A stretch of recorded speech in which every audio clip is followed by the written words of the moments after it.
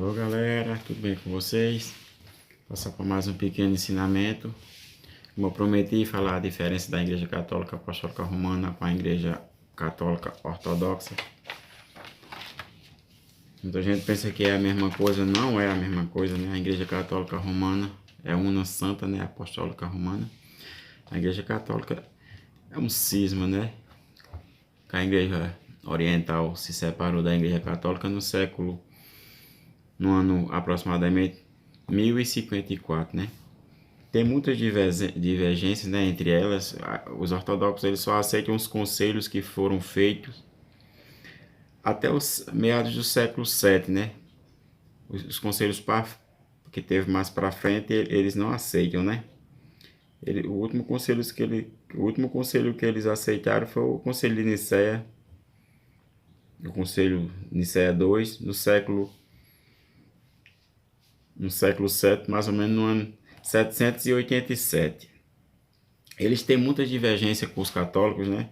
A questão do primado, eles não aceitam, né? O primado de Pedro. A infalibilidade papal, eles também não aceitam, né?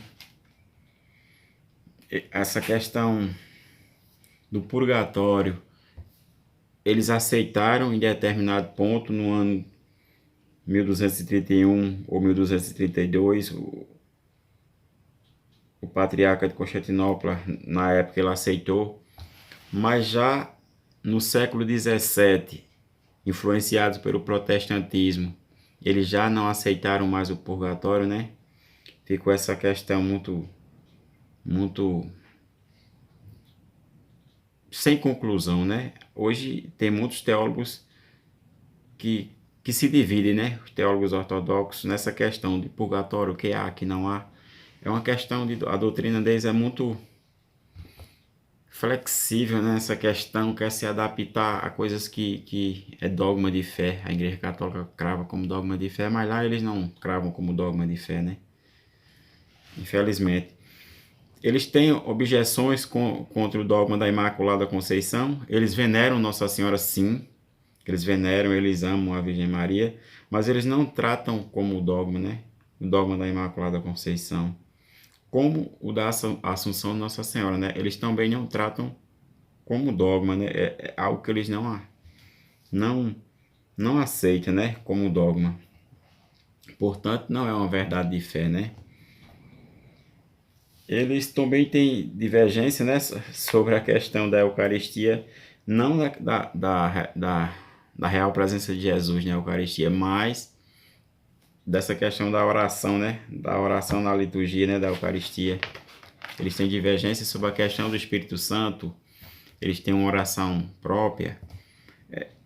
Muitos pontos que eles têm de diferentes da nossa doutrina, né? A unção dos enfermos. Que a Igreja Católica aqui tem um rito, né? A unção ela é levada àquelas pessoas que estão em situações de perigo de morte, né? E ela é aplicada, como eu já falei, né, em vídeos anteriores que eu tinha feito sobre os dogmas, né? Ela é aplicada no enfermo.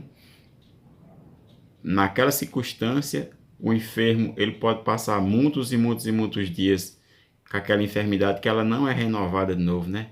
Ela só é renovada se houver uma melhora e depois uma piora. Aí ela é renovada, né? Já a Igreja Ortodoxa, não, ela trata mais como algo penitencial, né? A unção dos enfermos. Ela é conferida também para os pecadores, né? Mesmo sadios, a título de satisfação pelos pecados, né? É algo penitencial, né? Lá é aplicada para qualquer pessoa que esteja em pecado e que queira, né? Queira receber, né? Tem outra diferença grande no divórcio, né? A doutrina católica é bem rígida na questão do divórcio. Não há divórcio na Igreja Católica, né? A nulidade do casamento, né? Algo muito diferente de divórcio. Mas lá os orientais, eles baseados em Mateus capítulo 5, versículo 32, em Mateus 19, versículo 9, eles aceitam sim o divórcio, né? Eles reconhecem o divórcio. E a Igreja Católica, ela é bastante rígida nessa questão, né? De não aceitar o divórcio, como Nosso Senhor falou, né? O que Deus uniu, o homem não separa, né? O celibato também é uma questão muito interessante, né? Os orientais têm sacerdotes que são casados, sim, e tem sacerdotes que não são casados. Os ortodoxos, eles têm essa questão, né? Eles têm sacerdotes casados e sacerdotes não casados, mas o sacerdócio lá, ele só pode ser casado se ele contrair o matrimônio antes, né? Dele ser validamente ordenado, né? Após ele já não pode, né? Aqueles que depois que foram validamente ordenados e não tinham mulher, não podem arrumar, né? Mas aqueles que já tinham, eles continuam, né? Eles, ao terminar os estudos e a conclusão dos estudos, eles podem continuar o seu matrimônio, né? Essa diferença, né, essa diferença de doutrina muito diferente da Igreja Católica, né? Católica Apostólica Romana, né? Muita gente às vezes pensa numa convenção, já vi um depoimento aqui na plataforma aqui do YouTube, e um jovem que tava querendo, era protestante, queria se converter ao catolicismo, mas tava com muitas dúvidas e vinha muito comentário nos vídeos dele. Ele tem até um pequeno canal no YouTube, e ele falou, se eu não conseguir a convenção para ser um católico apostólico romano, pelo menos um ortodoxo. Aí muitas vezes vem essa dúvida, né? É a mesma coisa? Não é a mesma coisa. Eles são separados de Roma, né? Não é a mesma coisa. A doutrina também é totalmente mostra coisas totalmente diferentes, né? Basta você estudar um pouco. Eu tô com um estudo aqui feito pelo Daniel Silveira, eu tive que dar uma abreviada, que é muito assunto, né? Mas quem quiser ficar curioso nessa questão pode pesquisar mais, que vai encontrar, né? A total discrepância, né? Como pode-se dizer, a total diferença, a palavra mais correta é essa total diferença de doutrina, né? Totalmente diferente, né? De purgatório, de celibato, de divórcio, sobre a questão da infalibilidade papal, do Papa, o primado de Pedro, é tanta coisa, né? Constantinopla, desde quem estudou um pouco da história da igreja, Constantinopla, cidade que foi, historicamente foi construída por Constantino, né? Foi elevada por Constantino. Ela sempre, na questão religiosa, ela sempre andou dando trabalho, né? A igreja de Roma, né? A igreja do primado de Pedro, né? Você vê muitas coisas que aconteceram em Constantinopla até no ano 1054, né? Daí para frente eles já se separaram de uma vez, né? Mas até então eles eram unidos à Igreja Católica. Tem vídeos aqui do Dom Henrique Soares na plataforma do YouTube que o cabo encontra pessoas perguntando para Dom Henrique se a pessoa pode ser devota daqueles santos na era patrística ou até mesmo anos posteriores ao ano 1054, né? E Dom Henrique ele afirma com muita clareza que pode ser sim devoto, porque até 1054 tinha essa ligação com Roma, né? Tinha essa unidade. Aí depois de 1054 para lá, para cá, já não tem mais ligação. Eles é um cisma, né? Como os protestantes, né? São cismáticos.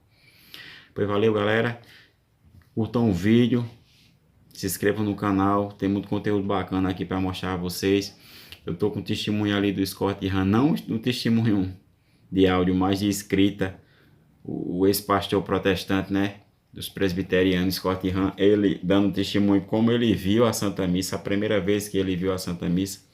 Um testemunho muito bacana, eu vou passar no próximo vídeo aqui para vocês entenderem, para que nós católicos demos mais valor à Santa Missa, né? Tanto católico ignorante que vai para a Santa Missa, né? Muitos vão na ignorância, né?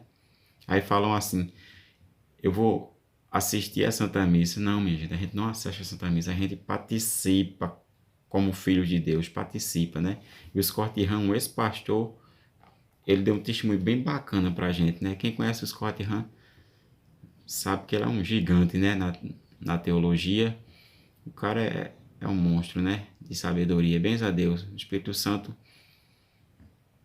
encheu aquele homem de sabedoria e converteu ele para ser mais um no meio dos filhos de Deus aqui dentro da Santa Igreja Católica Apostólica Romana, né? Eu vou trazer o testemunho dele na escrita, tá? Como ele viu, como foi que ele entendeu quando ele foi a primeira vez para a Santa Missa, ele como pastor protestante, né? Buscando aquela convenção. Vai ser bem bacana. Curtam esse vídeo, se inscrevam no canal.